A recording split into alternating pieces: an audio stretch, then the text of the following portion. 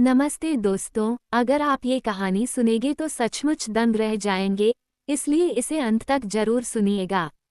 दोस्तों, मेरा नाम रोहिणी है। मैं एक विधवा हूँ और मेरी उम्र 26 साल है। मेरे घर की आर्थिक स्थिति बहुत कमजोर थी, इसलिए मेरे माता पिता ने मेरी शादी जल्दी करने का फैसला किया। वे मुझे ज्यादा पढ़ा नहीं पाए और मेरे लिए लड़का ढूंढना शुरू कर दिया। मैं दिखने में काफी आकर्षक थी, गोरा रंग, बड़ी बड़ी आंखें, लंबे बाल और सुंदर काया। इस वजह से मेरे लिए कई अच्छे रिश्ते आने लगे। ऐसा ही एक रिश्ता महेश का आया। वो एक किसान था और अपनी 10 एकड़ जमीन पर खेती करता था। उसके घर की स्थिति मध्यम थी, लेकिन उसके माता पिता जीवित नहीं थे। उसकी सिर्फ एक बहन थी, जिसकी शादी पहले ही हो चुकी थी। महेश बहुत ही होनहार और मेहनती था। हम दोनों एक दूसरे से बहुत प्यार करते थे और वो मेरी हर छोटी बड़ी जरूरत का ख्याल रखता था। खेत में काम का बोझ बढ़ने लगा था, इसलिए महेश ने रमेश नाम के एक युवक को मदद के लिए रखा। रमेश उसका पुराना दोस्त था और बहुत ही आकर्षक और ईमानदार था। जब भी हम बाजार या किसी काम से बाहर होते, रमेश अकेले खेत और घर की देखभाल करता था। महेश को उस पर पूरा भरोसा था। एक दर्दनाक हादसा। हमारी शादी को लगभग 1 साल बीत चुका था। एक दिन महेश और रमेश खाद और बीज लेने शहर गए थे। उस रात भारी बारिश हो रही थी और सड़क पर अंधेरा था। अचानक उनके ट्रैक्टर का एक्सीडेंट हो गया। महेश ट्रैक्टर चला रहा था, इसलिए उसके सिर और छाती में गंभीर चोटें आईं। 3-4 दिन अस्पताल में रहने के बाद महेश की मृत्यु हो गई। मैं पूरी तरह टूट गई थी। हमारा कोई बच्चा भी नहीं था। मुझे समझ नहीं आ रहा था कि मैं क्या करूं। पति की मौत के बाद मैं 2 महीने के लिए अपने मायके चली गई।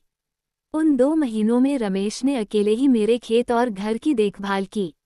जब मैं वापस ससुराल लौटी, तो रमेश ने मुझे पिछले 2 महीनों का पूरा हिसाब दिया और सारे पैसे मुझे सौंप दिए।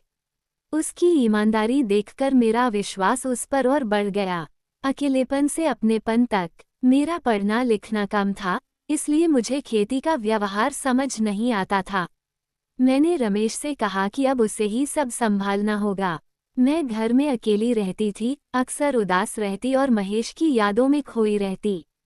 धीरे धीरे मेरा मन हल्का करने के लिए मैं रमेश से बातें करने लगी।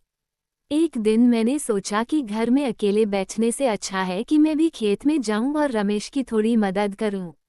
रमेश बहुत सम्मान देता था। एक दिन बातों बातों में मैंने उसके परिवार के बारे में पूछा।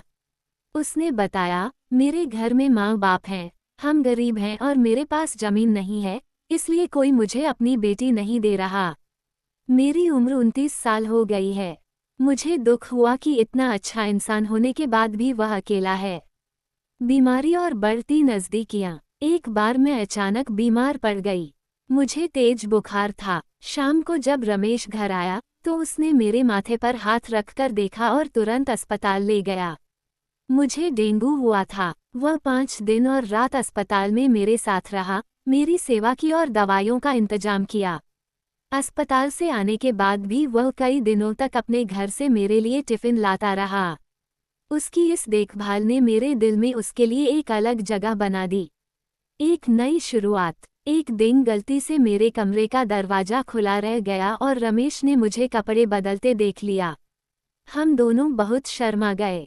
उस दिन के बाद मुझे उससे मिलने में झिझक होने लगी। दोपहर को मैंने उसे खाने पर बुलाया। खाते वक्त रमेश ने हाथ जोड़कर माफ़ी मांगी, मालकिन, मुझे माफ़ कर दीजिए, मैंने जानबूझकर नहीं देखा था। तब मैंने हिम्मत जुटाकर कहा, रमेश, माफ़ी मत मांगो। सच तो यह है कि तुम मुझे बहुत पसंद हो। महेश के जाने के बाद अगर किसी ने मेरा ख्याल रखा है, तो वो तुम हो। तुम चाहते तो बेईमानी कर सकते थे, लेकिन तुम ईमानदार रहे। मैं तुम्हारे साथ अपनी पूरी जिंदगी बिताना चाहती हूँ। शुरुआत में रमेश हिचकिचाया क्योंकि महेश उसका दोस्त था, लेकिन बाद में उसने मेरा हाथ थाम लिया। हमने शादी कर ली। अब मैं, रमेश और उसके माता पिता साथ रहते हैं। मुझे एक सहारा मिला और उसे एक समझदार पत्नी। सीख। दोस्तों, जिंदगी हमें कई बार गहरे जख्म देती है, लेकिन इसका मतलब यह नहीं कि खुशियां खत्म हो गई हैं। अगर जीवन में प्यार का दूसरा मौका मिले तो उसे स्वीकार करने में डरना नहीं चाहिए। बस इंसान सही और भरोसेमंद होना चाहिए। क्या आपको रोहिणी और रमेश की यह कहानी पसंद आई?